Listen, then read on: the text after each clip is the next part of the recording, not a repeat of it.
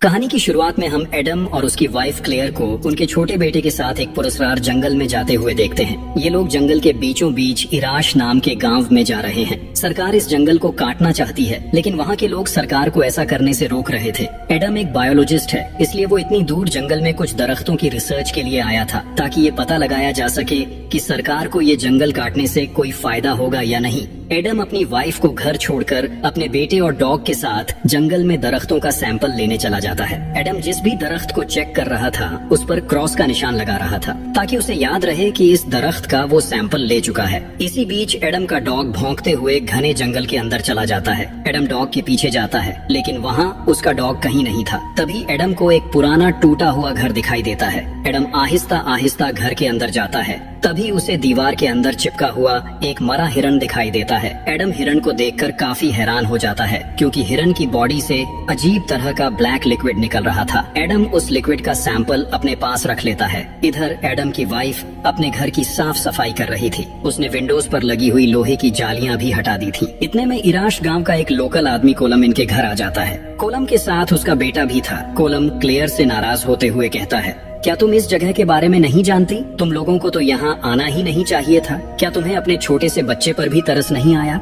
Clear को कोलम की बातें समझ नहीं आती, इसीलिए वो कोलम से कहती है, आप प्लीज इस वक्त यहाँ से चले जाओ। मेरे हस्बैंड अभी घर पर नहीं है। जब वो घर आएंगे तो आप उनसे बात कर लीजिएगा। इसके बाद कोलम बिना कुछ बोले वहाँ से चला जाता है। रात को एडम घर आया तो क्लेयर ने उसे कोलम की कही हुई बातें बताई। तब एडम क्लेयर को बताता है कि कोलम को हमारा यहाँ आना अच्छा नहीं लगा। वो सिर्फ हमें डरा रहा है कि हम यहाँ से चले जाएं। लेकिन जब तक मेरी रिसर्च पूरी नहीं होती हम लोग यहाँ से नहीं जाने वाले। खाना खाकर एडम अपने साथ लाया हुआ ब्लैक लिक्विड सैंपल चेक करने लगता है। तब उसे पता चलता है कि इस लिक्विड में मौजूद सेल्स अपने साथ वाले पार्टिकल्स को भी अपने साथ साथ ब्लैक सेल्स में बदल रहे हैं। अभी एडम इस पर रिसर्च कर ही रहा था। तभी क्लेयर आकर एडम को बताती है कि उनके बेटे के बेड पर कोई ब्लैक कलर का लिक्विड गिर रहा है। एडम तुरंत वहां देखने जाता है, लेकिन वहां किसी किस्म का कोई भी लिक्विड नहीं होता। इसके बाद दोनों अपने बेटे को आराम से सुला देते हैं। अब दोनों खाना बना रहे थे, तभी बेटे के रोने की आवाज सुनाई दी। दोनों भागकर ऊपर जाते हैं, लेकिन अंदर से किसी ने डोर लॉक किया हुआ था, इसलिए जल्दी से डोर खोलकर दोनों अंदर चले जाते हैं।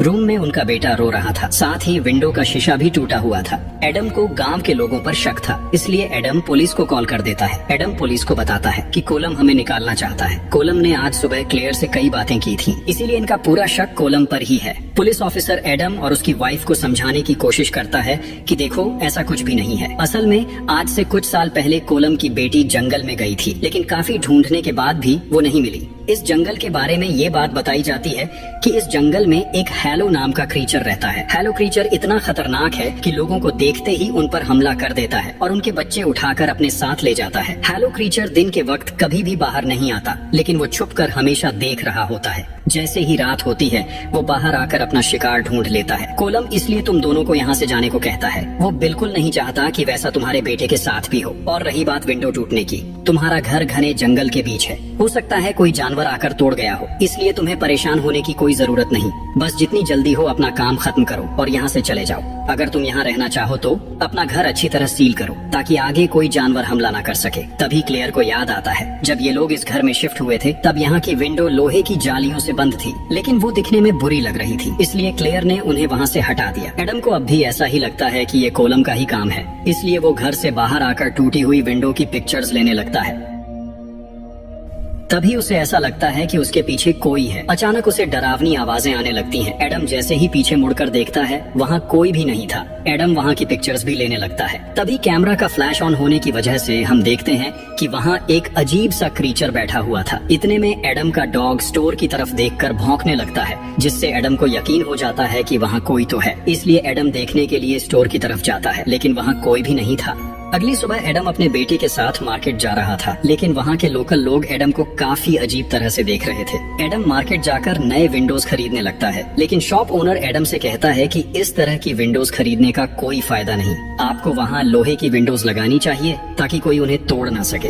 एडम शॉप ओनर की बातें इग्नोर करते हुए वहाँ से विंडो बनाने का सामान लेकर घर की तरफ निकल जाता है। इनका घर जंगल के बीचों बीच था, इसलिए पूरा रास्ता वीरान था। रास्ते में एडम की कार अचानक से रुक जाती है। एडम बहुत परेशान हो जाता है। इसी परेशानी में जब वो कार का बॉनेट खोलता है तब उसे वहाँ वही ब्लैक कलर का लिक्विड दिखाई देता है। एडम आसपास देखता है लेकिन उसकी मदद के लिए कोई भी नहीं था। अब वो कार ठीक करने के लिए कार से टूल बॉक्स निकालता है, तभी पीछे से कोई उसे धक्का देकर कार की डिक्की में बंद कर देता है। एडम का बेटा कार में रो रहा था, जबकि एडम डिक्की से ऊंची आवाज में मदद के लिए चिल्ला रहा था। तभी उसे लगता है कि कोई उसकी कार की विंडोज तोड़ने की कोशिश कर रहा है। एडम डिक्की से बाहर आने की बहुत कोशिश करता है क्योंकि वो अपने बेटे के लिए बहुत परेशान था, लेकिन कई कोशिशों के बाद भी एडम वहाँ से बाहर नहीं आ पाया। इतने में रात भी होने वाली थी।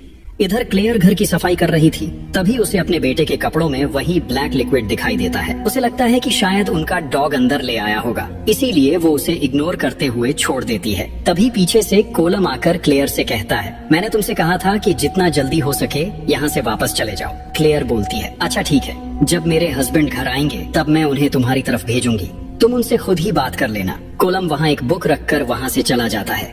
अब तक एडम कार की सीट्स फाड़कर कार के अंदर चला जाता है। वहाँ उसका बेटा अभी तक रो रहा था। एडम बेटे को उठाकर गले लगाता है। अब तक वो क्रीचर भी वहाँ से जा चुका था।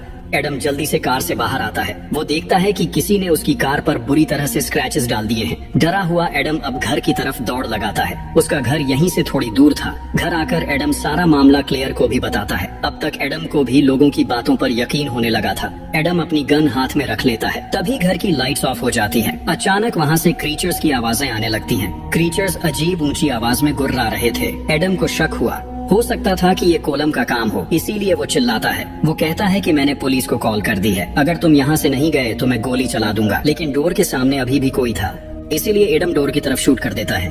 एडम जब जाकर देखता है तो कोई नहीं था। क्लेयर एडम को कोलम की दी हुई बुक दिखाती है। जब एडम किताब खोलता है तो उसमें पैरानॉर्मल एक्टिविटीज लिखी थी।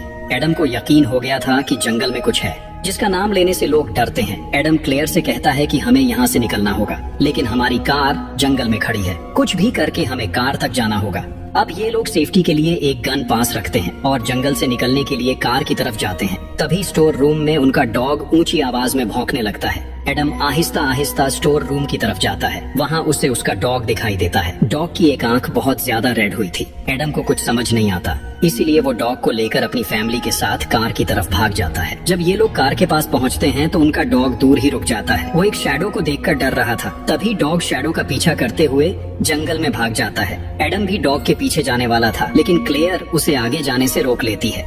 थोड़ी देर तक तो एडम का डॉग भौंकता रहा, लेकिन फिर उसकी चिल्लाने की आवाज आती है। ये लोग समझ जाते हैं कि क्रीचर आसपास है और उसने इनके डॉग को मार दिया है। अब क्लेयर जल्दी से कार में जाती है, जबकि एडम कार ठीक करने के लिए उसका बोनेट उठाता है। अब तक वो ब्लैक लिक्विड और भी ज्यादा फैल चुका था और ज्यादा देर हो जाने की वजह से लिक्विड अब सूख भी चुका था। एडम उसे वहाँ से हटाने लगता है। इधर क्लेयर पीछे मुड़कर देखती है, उसे पीछे बहुत सारे शैडोज दिखते हैं। क्लेयर जल्दी से कार स्टार्ट करती है। कार की हेडलाइट्स ऑन होती हैं। क्लेयर को सामने बहुत सारे क्रीचर्स दिखते हैं। क्रीचर्स बहुत ज्यादा खूंखार लग रहे थे। क्रीचर्स इन्हें मारने के लिए ही यहाँ आए थे। एडम भी भागता हुआ कार के अंदर आ जाता है। क्लेयर जल्दी से कार भगाती है। थोड़ा ही दूर जाने पर उनकी कार के सामने एक बच्ची आ जाती है। बच्ची को बचाते हुए उनकी कार रोड से उतर जाती है। अब उनकी कार एक गड्ढे में फंस चुकी थी, जहाँ से निकल पाना भी नामुमकिन था।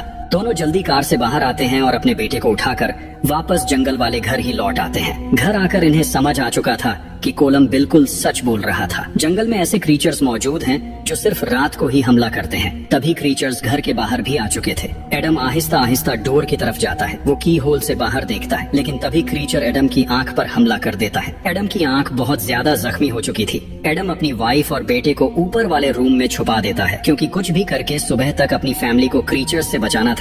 लेकिन सुबह होने में अभी काफी वक्त बाकी था। एडम को कुछ भी करके वहाँ लाइट्स ऑन करनी थी। एडम फैसला करता है कि वो अपनी जान दांव पर लगाकर घर का जनरेटर ऑन करेगा। इसीलिए वो आहिस्ता आहिस्ता घर से बाहर निकल जाता है। इधर एक क्रीचर क्लेयर तक पहुंच चुका था। वो क्लेयर पर हमला करने ही वाला था कि इतने में एडम जनरेटर ऑन कर देता है। जनरेटर ऑन होते ही घर की लाइट्स ऑन हो जाती हैं और क्रीचर्स वहां से भाग जाते हैं। इतने में एडम की बॉडी में भी चेंजेस आने लग जाते हैं। एडम बहुत ज्यादा परेशान हो जाता है। उसके हाथ पर वही ब्लैक लिक्विड लगा हुआ था। उसकी आंखें जल रही थी। जब एडम मिरर में जाकर देखता है तो उसे पता चलता है कि क्रीचर्स ने जब उसकी आंख पर हमला किया था तब उन्होंने एडम की आंख में वो लिक्विड छोड़ दिया था। अब लिक्विड के इन्फेक्शन से एडम भी हैलो क्रीचर में बदलना शुरू हो चुका था। उसकी आंखें काफी लाल हो चुकी थीं। इसके बाद एडम अपनी वाइफ और बेटे के पास जाता है। दोनों विंडोज को दोबारा लोहे की रॉड से सील करने लगते हैं ताकि कोई क्रीचर दोबारा उन पर हमला ना कर सके। लेकिन मसला ये था कि एक क्रीचर पहले से ही उनके रूम में मौजूद था। क्रीचर उनकी बेटी को उठाकर ऊपर टेरेस में ले जाता है। एडम अपनी बेटी को बचाने के लिए क्रीचर का पीछा करता है, लेकिन क्रीचर एडम पर ही हमला कर देता है। एडम नीचे गिरकर बेहोश हो जाता है। इतने में क्रीचर उनकी बेटी को उठाकर जंगल में भाग चुका था। क्लेयर भी बेटी को बचाने के लिए क्रीचर के पीछे जंगल में भाग जाती है। उसे अपनी बेटी के रोने की आवाज सुनाई दे रही थी। तभी पास वाली नदी में उसे अपना बेटा पानी में बहता हुआ दिखाई देता है। क्लेयर बिना कुछ सोचे समझे नदी में कूद जाती है और किसी तरह बेटी को बचाकर घर ले आती है। घर आकर क्लेयर बेटा एडम को देते हुए कहती है, इसके कपड़े चेंज कर दो, गीले कपड़े से इन्फेक्शन न हो जाए। लेकिन जब एडम बच्चा उठाता है तो वो बहुत हैरान होता है। एडम क्लेयर को बताता है, ये हमारा बच्चा नहीं है। क्लेयर को एडम की बात ठीक नहीं लगती।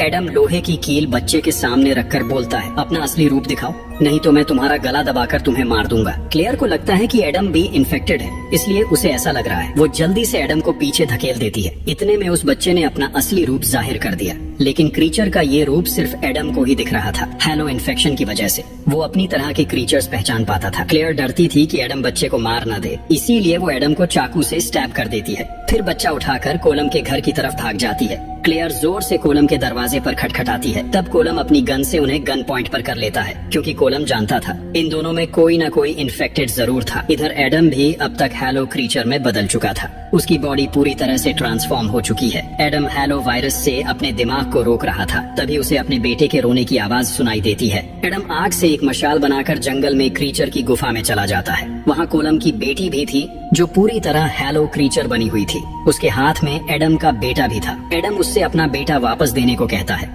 लेकिन वो उसे उसका बेटा वापस नहीं करती। सभी हैलो क्रीचर्स एडम पर हमला करने की काफी कोशिश करते हैं, लेकिन एडम के हाथ में आग की मशाल होने की वजह से वो उसके करीब आने से डर रहे थे। हैलो वायरस एडम की बॉडी में पूरी तरह नहीं फैला था, इसीलिए वो आग से नहीं डर रहा था। इधर कोलम क्लेयर को अंदर आने से मना कर देता है, इसीलिए क्लेयर अब जंगल में भाग जाती है। उसके आसपास बहुत सारे क्रीचर्स थे। क्लेयर उनसे बहुत ज्यादा डरी हुई थी, लेकिन उसके हाथ में कैमरा था। वो उसका फ्लैश ऑन करके क्रीचर्स को खुद से दूर कर रही थी, लेकिन तभी उसका पांव फिसलता है और वो नीचे गिर जाती है। क्लेयर का कैमरा नीचे गिरने से टूट चुका था। अब क्रीचर उस पर हमला करने ही वाला था कि तभी एडम अपना असली बेटा लेकर वहाँ आ जाता है। एडम क्लेयर को बताता है कि तुम्हारे हाथ में जो बच्चा है वो हमारा नहीं, बल्कि ये हैलोस की एक चाल है, क्योंकि वो हमारे बच्चे को हमसे छीनना चाहते हैं। लेकिन क्लेयर को एडम की बातें सच नहीं लगती, इसलिए वो अपना बच्चा देने से इनकार कर देती है। एडम किसी तरह क्लेयर को यकीन दिलाता है, लेकिन तभी एक क्रीचर आकर क्लेयर पर हमला करने ही वाला था। एडम क्रीचर से लड़ता है और उसे मार देता है। इतने में क्लेयर अपनी असली बेटी को लेकर वहाँ से भाग जाती है। बहुत सारे क्रीचर अभी भी उसका पीछा कर रहे थे, लेकिन अब तक सुबह भी होने लग चुकी थी। सभी क्रीचर अपने होल्स में वापस जाने लगते हैं। एडम की हालत इतनी ज्यादा खराब हो चुकी थी कि सुबह तक वो अपना दम तोड़ देता है। वो बच्चा जो क्लेयर ने उठाया था वो असल में एक हॉलो क्रीचर ही था, जो रोशनी पड़ते ही जलकर एक स्केलेटन में बदल जाता है। क्लेयर अब दोबारा से घर आ जाती है। वो अपने हस्बैंड के लिए बहुत ज्यादा रोती है, लेकिन अपनी बेटी को बचाने के लिए उसे हिम्मत रखनी होगी। इसीलिए वो रात होने से पहले पहले जंगल से निकल जाएगी। सीन कट होता है और हम जंगल के पेड़ काटते हुए लोगों को देखते हैं। पेड़ों पर वही ब्लैक लिक्विड लगा हुआ था। इसका मतलब ये है कि जब ये लिक्विड जंगल से बाहर जाएगा तो लोग इन्फेक्ट हो जाएंगे। अब बहुत सारे लोग हैलो क्रीचर्स में बदल जाएंगे और इसी के साथ ये मूवी यहीं खत्म हो जाती है। आपको मूवी कैसी लगी कमेंट्स में जरूर बताना। आप सभी से रिक्वेस्ट है कि हमारे चैनल को सब्सक्राइब करना मत भूलना। हमें आपके सपोर्ट की बहुत ज्यादा जरूरत है। Thanks for watching.